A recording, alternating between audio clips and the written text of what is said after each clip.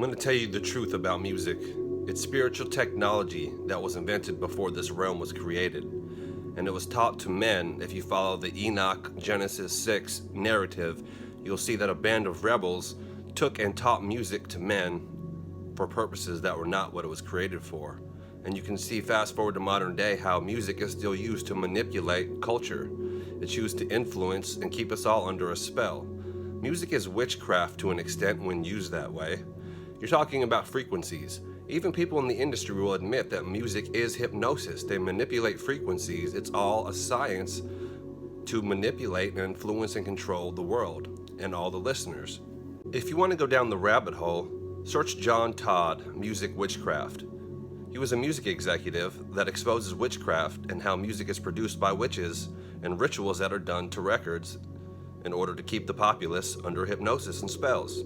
An earworm is music technology. It's when you can't get a song out of your head, or a certain part of a song is stuck in your head, and it's designed that way to stay in there.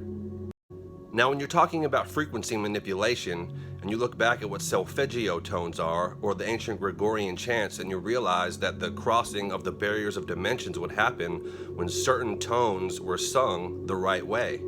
All this knowledge is lost, but if you look up stories of the ancient Gregorian chants and realize that miracles would happen and the dimensions were breached when certain frequencies were sung a certain way, even tying into the idea of the tetragrammaton being sung in a certain frequency, the true name of God.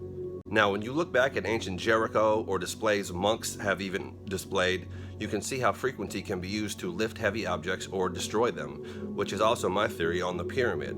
It was used by frequency levitation from sound. True music is meant to heal. The way music is being used today, it's meant to hurt and enslave the people. Let's get back to the true roots of what music was made for, to heal, and to go back to the source. This whole idea of music being used to heal also ties into the old world if you look at cathedrals and their true purpose. And you can see from the cymatic resonance patterns that it created. And if you really look into it, what it basically was, people would go there, sing certain frequencies and tones, and it would resonate from the structures the way they were built, and anyone standing in there would be totally healed. Their molecules would rearrange into total healed, balanced state. Dr. Emoto did a study on water and the effects of words on water, and even certain music on water, knowing that your body's made up of water, and it has an effect. Let's get back to the healing purposes of music.